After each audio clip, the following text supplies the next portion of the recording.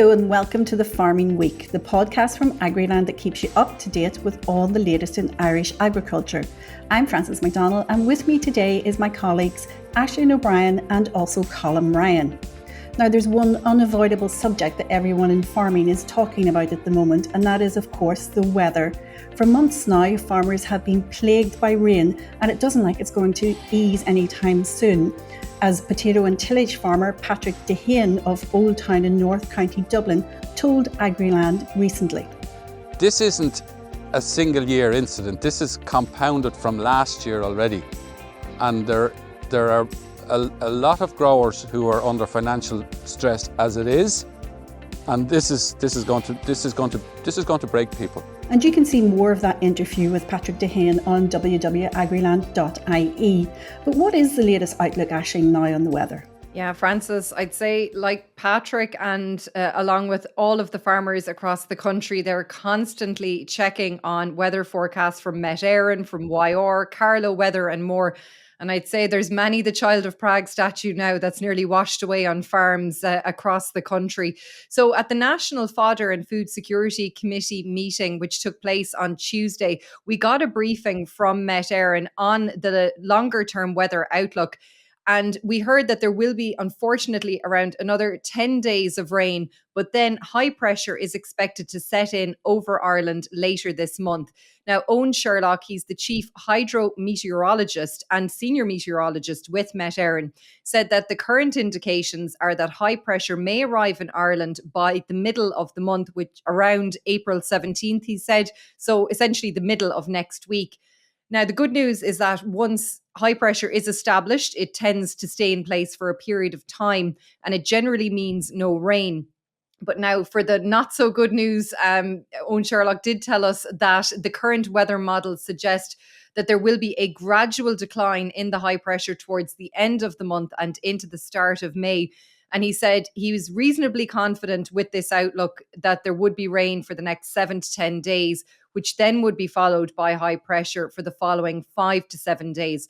So that's the outlook as things stand in terms of the weather ahead, Francis. But as the weather goes, and as farmers will well know, we'll give a health warning with that outlook as well. And hopefully he's right and that we will get that much needed respite from the rain. Yeah, it's deeply frustrating and also very depressing for farmers, isn't it? Absolutely. Like, I think farmers are too depressed to be angry at this stage because it's just relentless rain. I'm looking out the window here in Kerry this morning and it's that soft rain, another soft day in Kerry, and that soft rain is soaking into land that has nothing to give it at all. There's nowhere for it to go.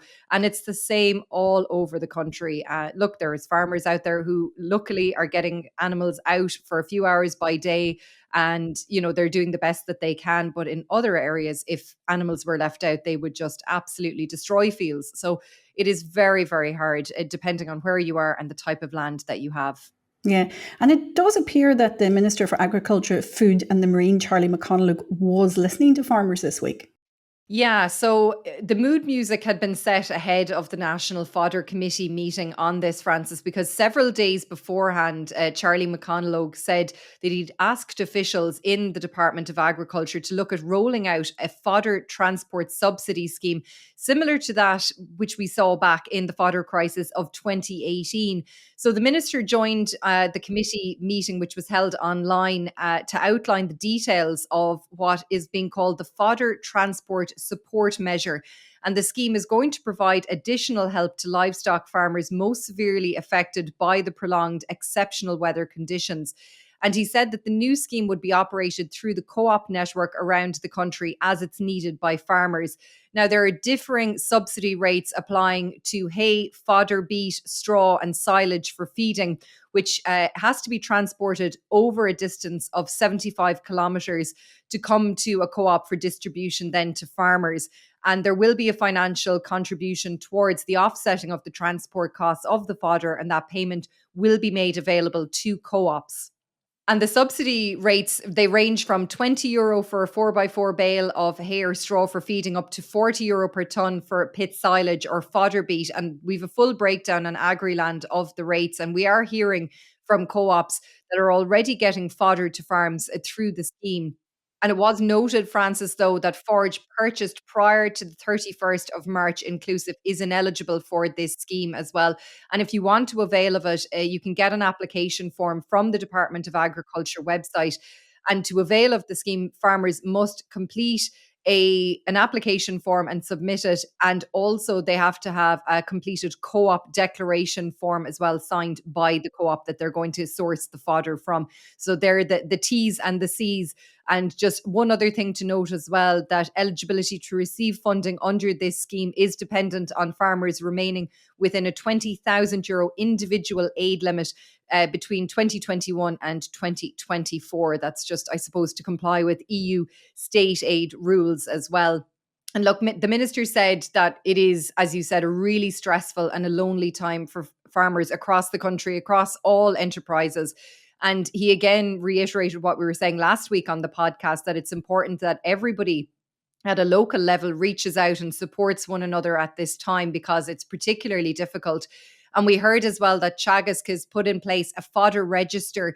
Now, that's not going to set price or anything like that, but it's just aiming to link up farmers with one another as well. That register is in place if you want to get onto Teagasc and find out about the availability of fodder in your local area. And it's also set up phone lines as well. These helplines that have been set up by Teagasc, they're available to all farmers, regardless if you're a Teagasc client or not. And there's 2 different helplines for tillage and for grassland farmers, going to be available for a 2-week period up to Saturday, the 20th of April.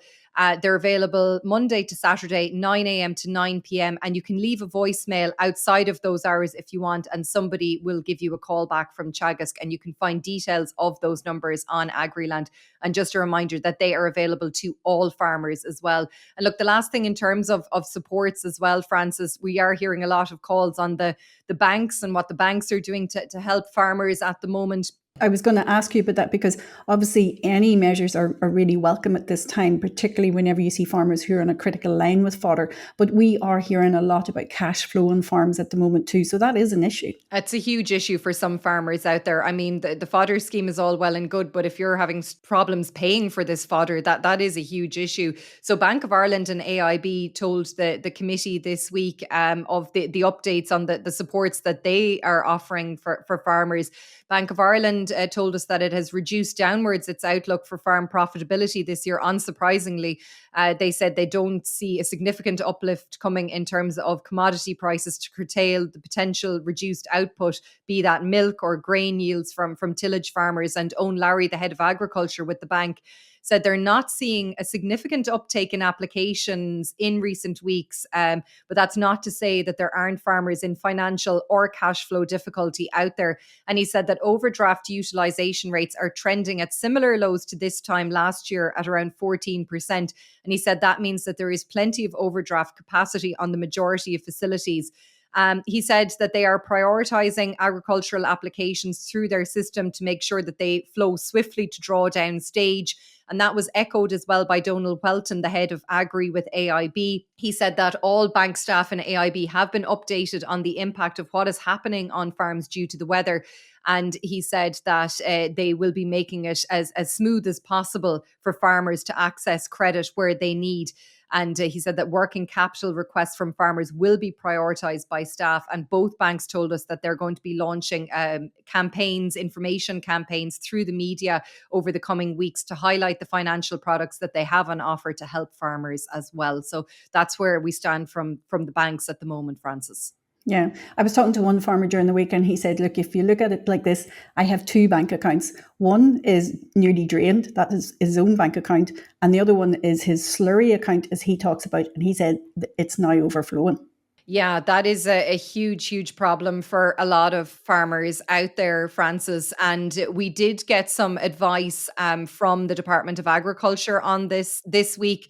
And look, a lot of farmers out there might roll their eyes when they hear this advice because, you know, trafficability out on land in some areas it's just not good enough for any sort of spreading to be done. So the department acknowledged that the conditions are very challenging.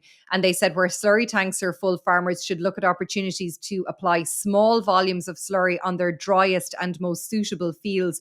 And they said that care should be taken, as is always the advice around slurry, to maintain the maximum buffer zone possible, not to spread slurry too close to any water courses or drains, and to avoid waterlogged soil and periods where heavy rain is forecast. I think a lot of farmers out there will say, well, when is that?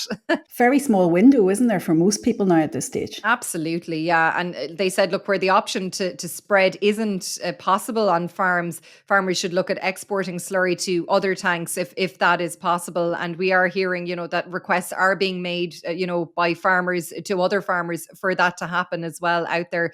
Because look, there's nothing worse than seeing animals standing in an overflowing flatted unit as well. And nobody wants to see that happening, Frances, out there. So, it is something that if you are in trouble with it, to reach out to your advisor, to your neighbours, to the department even, to get an understanding ear, because they do understand that this is a very, very difficult time for farmers out there. And look, if the options that we've just talked about aren't available, farmers should contact their local authority as well to examine other safe options prior to taking any action. So that is another option for farmers out there as well. But definitely, it's another massive headache for farmers out there as a result of the weather. It's not just fodder. Slurry tanks now getting very full or overflowing at this stage. Yeah, it really is all about the community that you're in at the moment, isn't it? We've heard this about the mental stress on farmers, but actually it's actually knowing who you can export slurry to that might just give you that break that you're looking for.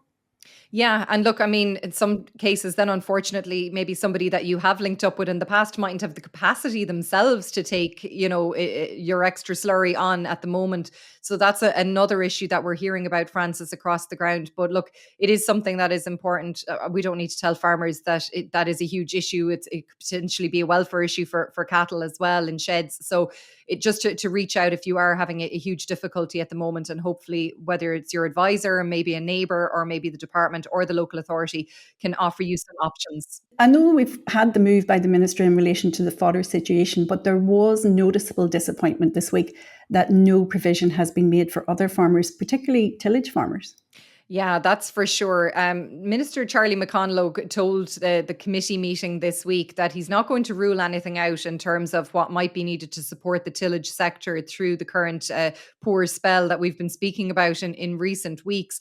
He said that he's closely monitoring the situation facing tillage farmers, and he said that every day that goes past raises the stakes and the challenge and the anxiety around what the planting season is going to hold. And he said he's going to be looking at the existing budget within his own department to see what can be done as the situation evolves. And he said, of course, what we'd all hope for is for the weather to improve and for people to be able to get out onto fields.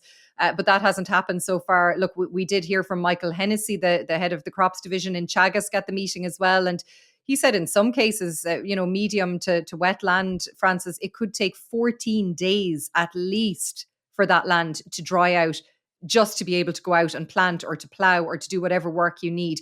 So that is the level of window that some farmers need around the country. And we know at this case, it may be too late for some. Yeah, well, it could be too late for certain crops. And, we did hear that the selection of crops is very specific to individual farms, and farmers were being advised to sit down and see what kind of yields, they would potentially get from different crop options on their land. And again, that's just one of those things, whether it's your discussion group, your advisor, having a chat with other tillage farmers out there just to see what could be the options for you at the moment. But look, unfortunately, in terms of a financial package from the department, it doesn't seem to be forthcoming at the moment, because the minister pointed to the comments from the Taoiseach and the Minister for Public Expenditure that there isn't any capacity or possibility of a mini budget or fresh funding for tillage farmers out there. And of course, that was met with huge disappointment and anger from, those within the sector, including Bobby Miller from the Irish Grain Growers Group. And, he said he was extremely disappointed about the lack of commitment shown by the minister on this matter. And he said, that there is measures being rolled out for livestock farmers, for fodder and everything like that for them. There seems to be nothing forthcoming for tillage farmers who, some might argue are facing a more precarious situation because it's their entire livelihood if they can't get their spring crops planted or indeed do necessary work on the winter crops that are currently in the ground. We heard that there's a lack of fertilizer being spread on those crops. Weed control is back on where it should be as well. So, I think that there is pressure, huge pressure coming on the minister to do something for the tillage sector at the moment. But we've been hearing this week, it isn't just this year that tillage farmers have been suffering. There is that legacy from last year too. So they're really up against it on that side. Yeah, a lot of farmers were coming off a horrendous 2023 in terms of planting as well. Very, very difficult back end of 2023 to even get those winter crops in the ground. They were doing well to do that. And now it seems that it's a knock-on effect into this year as well. And, there was a lot of talk about the strong corporation measure and the merits about that, when it comes to straw availability, maybe for livestock farmers. But those, I suppose, within the tillage sector from the farm organisations spoke about the positivity that has brought to the tillage industry, perhaps at a dark time. The strong corporation measure has been a very positive measure within the tillage sector. But yeah, look, I think all options are being looked at according to the minister at the moment. And look, we did hear from the department as well, the deputy chief inspector at the department, Louise Byrne, as well, who said that she did acknowledge that there is an ask there, because we heard from Bobby Miller and from Kieran McAvoy from the IFA Grain Committee as well that the mood within the tillage sector at the moment is on the floor, and it needs something to be done, Frances, sooner rather than later. Yeah, it's going to be a big challenge for Minister McConnell, because he has said he wants to increase the tillage area. So it's really going to be, let's watch this space and see what happens. And I'm just going to bring in here my colleague, Colm Ryan, because while many farming communities across the country are struggling this week, there's one in particular for who flooding has become a way of life. Isn't that true, Colm, as you've been finding out at Lough Funshinagh? What's been happening there with all the excessive rainfall? Yeah, so I spoke with Padraig Beattie. He's a farmer at Lough Funshinagh in County Roscommon. He's a suckler and sheep farmer. Like many farmers across the country, Padraig does have concerns about fodder, about housing his animals as well. He told me that he does have sufficient silage for 10 more days to feed his livestock. He can stretch it, however, to maybe 15 to 16 days if he's able to get out some of his lighter stock. That is depending on the weather over the next few days. But Padraig, he does have the added concern of being a resident of Lough Funshinagh, which means that the risk of flooding is just growing on a daily basis. So the water levels at the lake at the moment, they are at record levels. So it does remain to be seen over the next few days what the weather is like, whether those levels may continue to rise. But certainly farmers in the area surrounding the loch, they are deeply concerned over what that weather can bring. Padraig especially, where he is situated, there are pumps running 24 hours a day, 7 days a week to keep the water away from both his farmyards and his own home.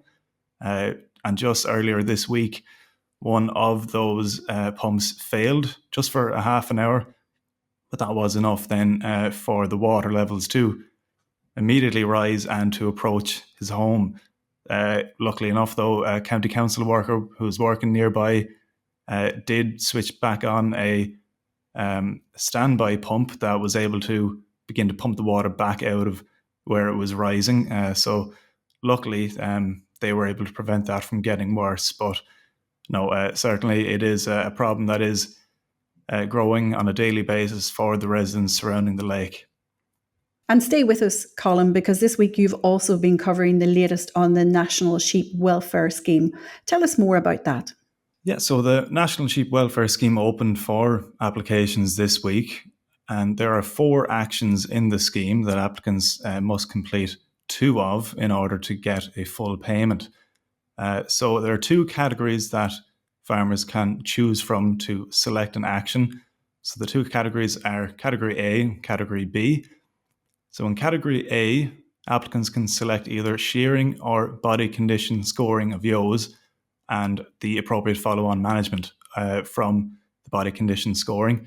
So that action has to be carried out twice just for the body condition scoring. The completion of either of these actions will result in a €4 per ewe payment. In Category B, applicants can choose either a clostridial vaccination of ewes or plunge dipping to control external parasites as their action. And the completion of one of these actions will then result in a €4 per ewe payment. And so with both a Category A and a Category B action complete, applicants then will be eligible for the full €8 per ewe payment. And so the actions then for each category, they must be completed by the 15th of October this year. And that is something that was questioned by the ICSA President, Sean McNamara, who welcomed the scheme, but he did call that mid-October deadline impractical for hill sheep farmers, as he said their livestock would not be able to be managed as they'd still be grazing. So McNamara, he has called for a mid-November deadline, as he said this would allow those farmers to bring in their sheep to carry out those actions. Thanks, Colm. And let's just look at milk prices now for a moment. The Arnua Purchase Price Index for the month of March has seen a slight increase to 132.3 points, up from 131.5 points last month.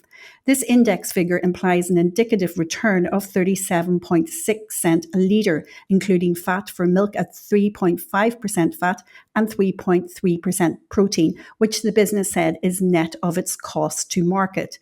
This price is an increase of 0.3 cents a litre on last month's indicative return.